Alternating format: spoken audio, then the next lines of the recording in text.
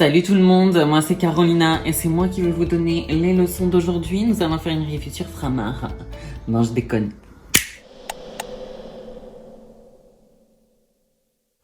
Salut tout le monde. Salut. Alors dans la vidéo d'aujourd'hui, on va donc vous faire une review des produits Framar, qui sont des produits de technique de coiffure disponibles en France par le biais de Bleu Libellule.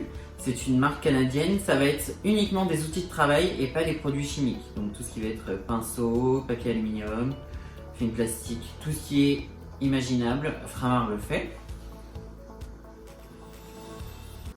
Donc du coup on a passé une commande chez Bleu Libellule, on a acheté plusieurs fournitures, donc on va vous les montrer tout de suite. Donc on a pris du film transparent, donc du cellophane, dans une boîte, donc je vais le faire direct, rapidement.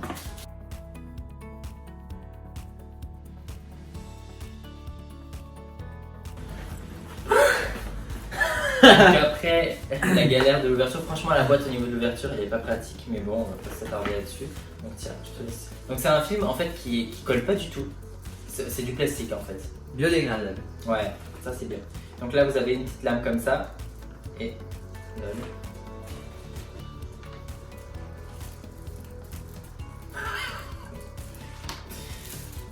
ok.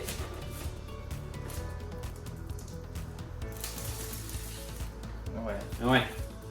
Et vous découpez en fait avec une petite lame, ça a pas l'air prometteur franchement. Attends, je vais réessayer parce qu'en fait si vous le posez sur un bureau, coiffeur. ouais, en fait si, il faut faire vite. Faut mettre des à-coups assez forts. Donc voilà, donc il colle pas du tout.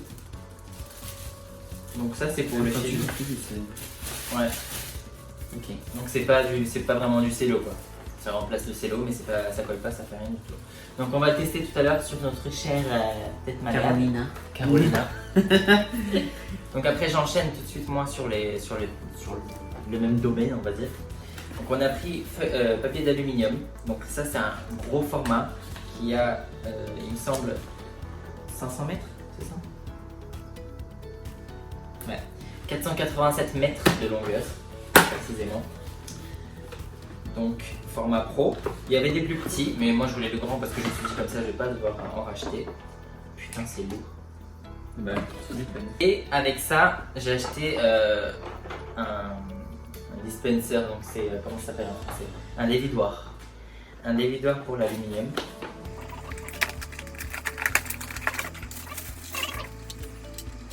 Donc voilà à quoi ça ressemble. Hein. On va le monter.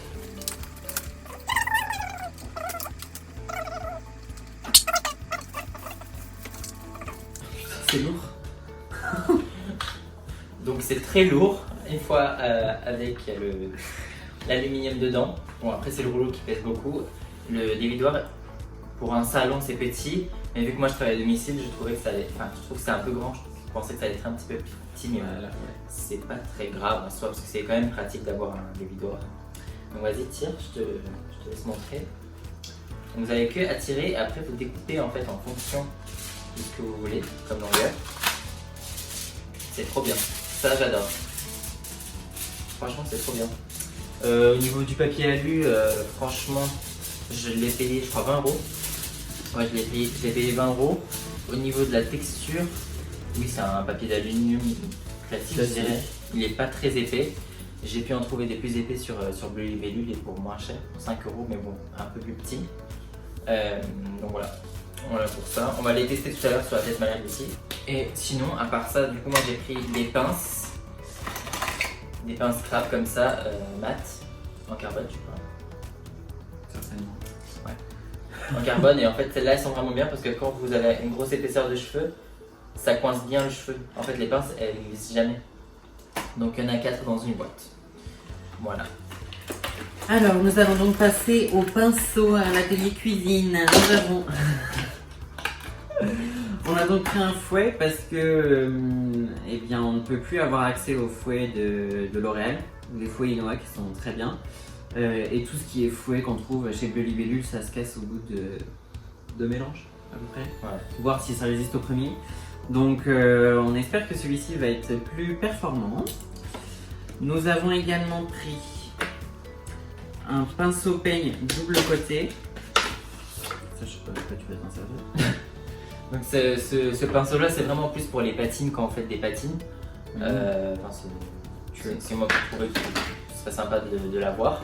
En fait, quand vous avez une patine, vous prenez avec le pinceau, en fait, la patine, vous appliquez. Et si vous avez besoin de démêler les cheveux, et ben vous avez directement le petit démêloir ici pour passer dedans. Je pense que ça permettra une répartition plus facile du produit sur le cheveu. Et au niveau des poils, ils sont super doux. Ils sont très doux. Et ils sont biseautés, c'est pas coupé Ouais, droit. c'est pas droit. Ça, c'est affreux. Donc voilà, plutôt sympa, on verra. Celui-là, on va pas le tester aujourd'hui parce qu'on va pas le faire de patine sur tête malléable. Mais on essaiera de l'utiliser dans une vidéo quand on utilisera une patine. 100. Nous avons un petit package de 3 pinceaux, donc avec des queues différentes, des largeurs différentes. On a vraiment un pinceau qui est très très large par rapport à la paume de main. Donc ça permet des applications vraiment rapides. Bon, ça peut être soit pour la patine à nouveau, si le cheveu est vraiment très emmêlé, que dans les petites, ou qu'on a un cheveu très épais, les petites dents, effectivement, ça va pas être suffisant, donc ça permet d'aller vite. On a un pinceau, on va dire, couleur classique. Moi, j'aime bien utiliser ces pinceaux-là en règle générale quand je fais des balayages fins, parce que ça apporte plus de précision. Et on a un plus petit également, donc là qui permet d'avoir les sections directement et qui est assez appréciable en balayage aussi, pour le coup. Donc, au niveau de ces 3 pinceaux-là, en fait, on les a déjà testés. Celui-là, moi, je l'ai pas testé, mais toi, tu l'as testé. J'ai testé, ouais. Et j'ai testé ces deux-là. Par contre, celui-là pour la coloration, franchement, on va beaucoup plus vite avec celui-là parce que c'est vraiment plus large. Et celui-là, j'ai testé pour faire des mèches, donc du tricot, quand je l'avais fait. Après, vous avez ce petit pen derrière qui vous permet vraiment de tricoter assez fin. Moi, en général, j'aime pas tricoter, donc je vais directement faire des grosses, des voiles complets. Mais vraiment sympa, même pour l'application du produit sur les papiers à livre. Ouais. Et même si vous faites juste une petite retouche en bordure, le poil est tellement fin et souple que ça dépose parfaitement le produit sans appuyer sur les petits cheveux fins, ce qui peut faire des taches parfois. Quand on a un pinceau qui est trop rigide. Ensuite, nous avons des miniatures. C'est trop mignon. Ouais. Bon, ça c'est plus. C'est des mini, c'est plutôt pour pareil. Là, vous en avez un qui est biseauté et puis l'autre qui est droit. Donc celui-là, je pense que ce serait les deux pour des mèches. Si vous voulez vraiment en faire au niveau des bordures, si c'est très fin, s'il y a des cheveux très fins et très courts. Donc je pense que celui-là il est fait pour ça. Et celui-là vraiment pareil pour les mèches, pour bien appuyer, avoir une bonne forme pour faire les contours. Et ensuite nous avons, je pense, nos deux favoris. Ouais, on les a déjà essayés. C'est exactement les mêmes, c'est juste 2 couleurs différentes, ils sont vendus ensemble. Moi, ce qui me les a fait découvrir, j'avais une première collègue qui les utilisait, mais je m'étais jamais tentée avec. Je sais qu'elle les adorait. Et en fait, la modèle qui nous a servi pour la vidéo pour le henné m'a demandé de lui faire un balayage et elle m'a dit: il faut absolument que tu essayes ça, c'est top, ça dépose le produit, tu vas voir, c'est génial. Et effectivement, c'est génial. Pour les balayages à l'air libre, on prend juste un peu de produit et ça le dépose net. La bonne quantité, parfaitement homogène, on n'a pas à revenir travailler, revenir travailler, et du coup on a tendance un peu à apporter de la pression et à faire descendre le produit à l'intérieur de nos mèches. Là vraiment ça dépose et ça éclaircit de manière parfaitement uniforme parce que le produit est vraiment déposé impeccable quoi. C'est une vraie révolution. Et puis on peut vraiment bien fondre avec. Ouais. Donc ça c'est vrai que pour le painting, si vous êtes le genre de coiffeur qui fait des balayages comme ça à l'air libre, franchement achetez-les, ils sont top. Et vous allez bon gagner investissement et c'est pas cher. beaucoup de temps au final, parce que vous n'avez pas à retravailler, donc vraiment ça va être très vite. Donc on va vous les faire tester sur tête malléable. On va vous montrer un peu, on va travailler avec à peu près tous les pinceaux, sauf peut-être celui-ci qui est assez classique. Celui-là c'est vraiment comme un pinceau normal, celui-là aussi. C'est comme des pinceaux normaux, c'est juste que celui-là il est vraiment plus grand et celui-là il a des poils vraiment doux. Je vais juste vous montrer au niveau de la découpe des poils. Donc je sais pas si vous arrivez à bien voir, mais en tout cas la découpe des poils n'est pas droite, en fait ça fait des petits zigzags. Et les poils sont vraiment très doux, donc du coup même quand vous appliquez sur le cuir chevelu, je pense que ça doit être vraiment plus agréable pour la cliente et puis même pour vous parce que la répartition du produit est beaucoup plus homogène. Donc ceux-là non plus, on va pas les utiliser sur la vidéo aujourd'hui parce que c'est comme des pinceaux classiques, c'est juste que c'est des Framar et que les poils sont vraiment plus doux.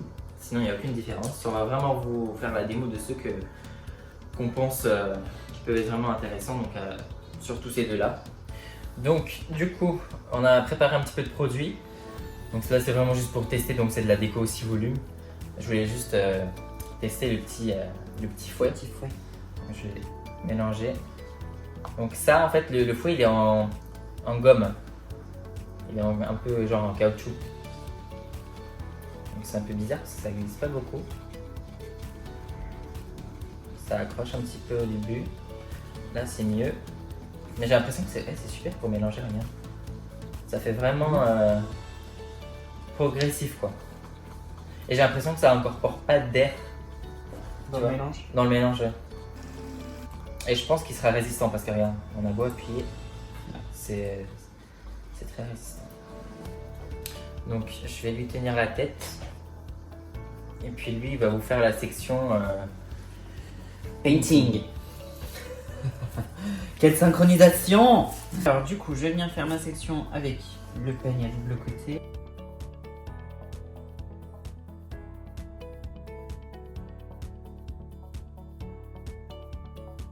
Donc voilà, donc là, même avec un produit qui est trop liquide, on a vraiment le produit qui se dépose sur le cheveu, qui va pas rentrer dedans tout de suite, parce que j'ai pas besoin d'appliquer de pression, j'ai pas besoin de repasser 150 fois. Donc le produit se dépose vraiment tout seul. Bon, bien sûr, s'il est un peu plus pâteux, ça ressortirait mieux au niveau des racines. Mais vraiment, au niveau de l'application, c'est très facile, très rapide. Il n'y a pas besoin de 150 passages. Et vous voyez, le dessin est vraiment très net. On a vraiment le placement là où on pose le pinceau. C'est pas comme les pinceaux où on travaille 150 fois et du coup, on rajoute. Et puis au final, on se retrouve avec un tracé qui peut être différent de celui qu'on a fait au départ. Donc, voyons voir le film.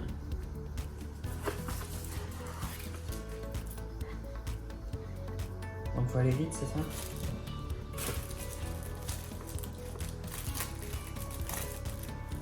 Ok.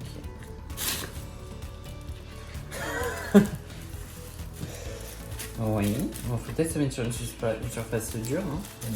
je change rien. Bon, je fais comme si j'étais en salon, hein, concrètement. J'ai ma main qui est là et je fais ça. Ouais. C'est pas au point du tout. Donc même là, alors que je tiens les deux mèches, les deux papiers pour que ça se coupe bien. Ok.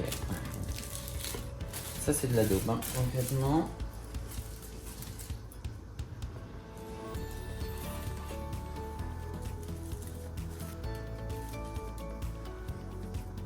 Ok, bon, il y a une légère adhérence. Mais concrètement, si on fait juste... Alors, je vais venir travailler ma pointe.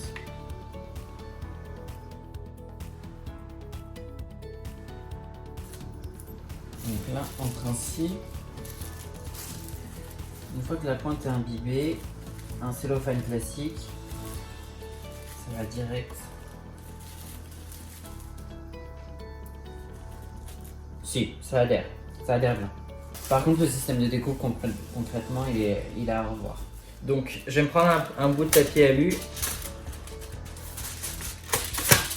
Okay.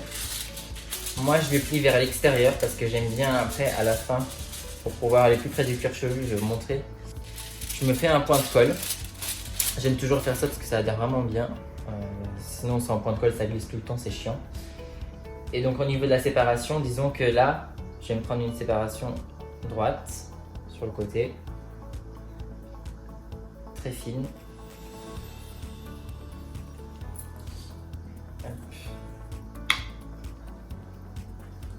Et là, je viens placer du coup mon papier alu sous la mèche. Je suis super fin déjà. Ils vont péter. Donc là, c'est pas un cuir chevelu forcément, donc ça peut pas aller méga près parce qu'il n'y a aucune souplesse. Et là, on vient travailler. Donc là, c'est collé. Donc, ce qui est bien avec ces pinceaux, en fait, c'est qu'ils sont vraiment très doux et ça vous enlève pas de produit en fait au fur et à mesure quand vous passez sur la mèche. Et aussi pour fondre les départs, c'est vraiment top parce qu'on peut vraiment fondre facilement sans enlever le produit. Vous voyez, C'est vrai que le produit, ça le répartit vraiment et ça fait pas de, Ouais. ça fait pas de marbrure. Quand on a un pinceau trop rigide, en règle générale, on pose, puis on remonte et au final on crée une barre, puis on doit remonter, puis ça recrée une autre barre. Ouais, et puis quand le Ça pinceau fait est vraiment dur, bah du coup ici ça vous fait des transparences, du coup vous devez remettre ou alors vous devez faire des zigzags pour qu'il soit vraiment bien. Là franchement, il y a besoin de rien faire, le produit se répartit super bien. Donc pour ça vraiment, enfin pour les mèches, je pense que tous les pinceaux là sont vraiment top. Donc là pour le pliage, moi je viens faire en 2 fois, donc tac, une fois, 2 fois, et du coup je vous montre. Donc le pli que j'ai fait tout à l'heure, en fait lui va venir m'aider à m'approcher plus du cuir chevelu et éviter qu'en fait le produit comment dire, ne coule sur le cuir chevelu, que ça vous fasse des marbrures. Donc là vous pouvez déplier, vous passez le peigne à queue là-dedans et en fait ça se rapproche un peu plus du cuir chevelu normalement. Là franchement sur la tête malléable c'est hors de question, il n'y a rien qui bouge, c'est du plastique donc c'est pas vraiment possible, mais sur une vraie tête franchement ça marche très très bien. Donc là avec le peigne, vous venez faire tac, fermer pour sécuriser pour que ça glisse pas. Tac, pareil. Donc voilà, donc là votre mèche est sécurisée et normalement vous voyez par derrière il n'y aura aucune oxydation sur le cuir chevelu. Donc voilà tout pour cette vidéo, j'espère qu'elle vous a plu et j'espère qu'on a pu vous donner des informations sur les produits si jamais ils vous intéressaient. Franchement nous on les a beaucoup aimés, à part le film transparent qui vraiment la découpe, il faut qu'elle la revoie parce qu'en soi le film il est biodégradable donc c'était plutôt sympa. C'est très intelligent même d'avoir fait ça. C'est bien parce que du coup les gens qui sont un peu plus concernés disons par tout ça c'est vraiment intéressant, mais bon la découpe c'est pas ça, sinon tout le reste franchement top, les pinceaux incroyables, j'adore les pinceaux, tous les pinceaux, le petit fouet tout ça et puis même l'alu avec le dévidoir qui est très rare à trouver, les dévidoirs sont très rares à trouver. Ouais, ça se fait vraiment. Ouais, et en plus il est beau et tout donc franchement que des points positifs. Et puis si vous voulez voir comment il fonctionne, dans toutes nos vidéos à partir de maintenant, on va utiliser pratiquement que des produits, que des pinceaux Framar. Donc vous pourrez voir à quoi ça ressemble. Ouais. Bon, on espère vraiment que ce contenu vous aura plu. N'hésitez pas à nous donner vos commentaires si vous travaillez avec Framar, ce que vous en pensez et quels sont vos produits favoris. N'hésitez pas à partager, à liker, à vous abonner évidemment pour être au courant des prochaines vidéos qui vont sortir. Et on vous retrouve dans la prochaine. Salut! Salut!